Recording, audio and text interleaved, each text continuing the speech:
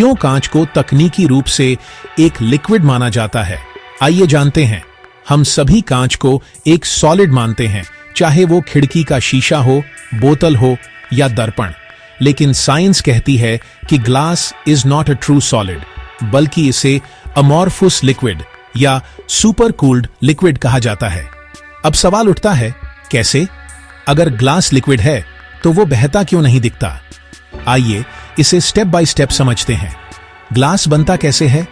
जब molten silica यानी पिघला हुआ रेत को ठंडा किया जाता है तो नॉर्मल कंडीशन में उसे क्रिस्टल फॉर्म जैसे क्वार्ट्ज में जम जाना चाहिए। लेकिन अगर उसे बहुत तेजी से ठंडा किया जाए तो एटम्स को प्रॉपर क्रिस्टल फॉर्म में अरेंज होने का समय नहीं मिलता।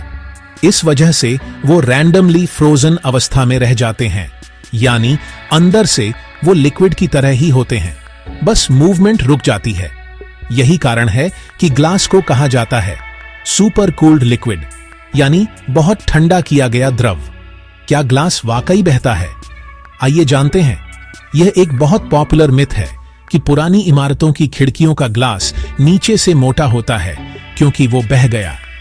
पर सच ये है कि वो इसलिए मोटा नहीं हुआ क्योंकि वो फ्लो कर गया, बल्कि पुराने जमाने में हैंडमेड ग्लास अनइवन बनता था और लोग उसे मोटे हिस्से को नीचे रखकर फिट कर देते थे ताकि स्थिरता बनी रहे। साइंटिफिक एक्सपेरिमेंट से साबित हुआ है कि अगर ग्लास बहता भी है तो उसकी फ्लो रेट इतनी धीमी है कि पूरी तरह बहने में अरबों साल लग जाएंगे। इसलिए रियल लाइफ में वो सॉलिड ही बिहेव करता है। एटॉमिक लेवल पर क्या होता है, आइए जानने की कोशिश करते हैं।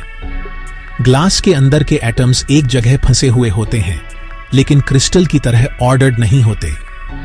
इमेजिन कीजिए जैसे किसी प्लेग्राउंड में बच्चे रैंडमली खड़े हों, यानी कोई प्रॉपर लाइन नहीं। वो मूव नहीं कर पा रहे हैं, लेकिन उनका अरेंजमेंट भी परफेक्ट नहीं है।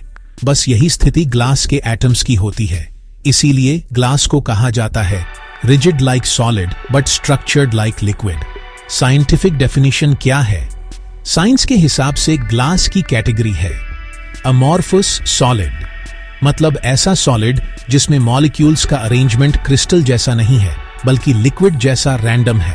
इसलिए टेक्निकली इसे लिक्विड लाइक कहा जाता है, लेकिन प्रैक्टिकली यह सॉलिड की तरह बिहेव करता है।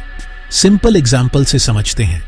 मान लीजिए आपने हनी यानी शहद को बहुत ठंडे कमरे में रख दिया।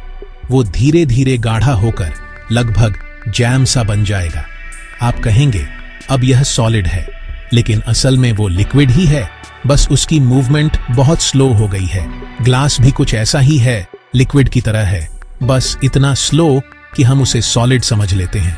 अगर वीडियो पसंद आए तो लाइक और शेयर कीजिए और चैनल को सब्सक्राइब कीजिए। धन्यवाद।